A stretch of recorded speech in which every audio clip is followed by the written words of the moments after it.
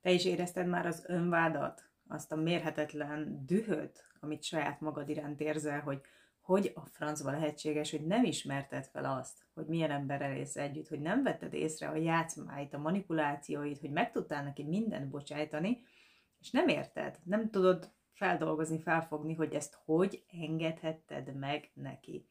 És hiába, hogy már mondjuk nem az életed része, mert szakítottatok és no kontaktban vagy, mégis esténként elalvás előtt gyötörnek ezek a kérdések, ezzel kelsz, ezzel fekszel, ezen agyalsz egész nap, hogy miért kellett ennek így lenni, és hogy nem vetted észre, hogy mi van veled.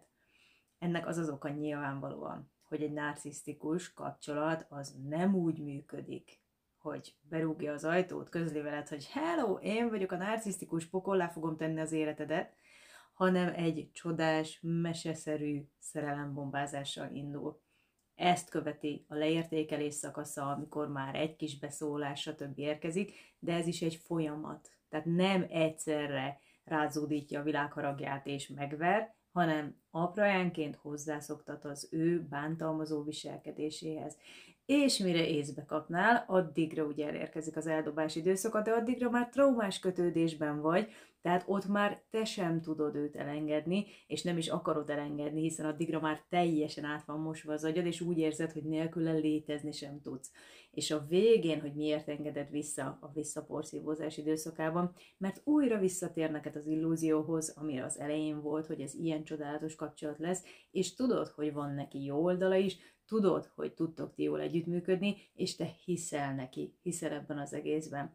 Ez nem hiba, ez nem bűn, hogy te elhiszed azt, hogy tud olyan lenni, mint amilyennek már őt láttad, amikor mondjuk tényleg egy jó időszakotok volt, hiszen egy normális, átlagos ember tud hibázni? Tud. De tud rajta változtatni is. Mert felismeri, hogy valami rossz dolgot tett, és azt követően változtat rajta, és mindent elkövet, hogy ne bántson téged újra, és meg tud változni. De egy narcisztikus nem tud megváltozni. Egy ilyen kapcsolatban ez a más. És honnan ismerhetted volna fel ezt az egészet, amikor, hogyha kiejtem a számon azt a szót, hogy narcisztikus, akkor a világ haragja zúdul rám, hogy ilyen nincsen, meg ez divat, meg ez nem létezik, meg mindenkire rá lehet húzni, stb.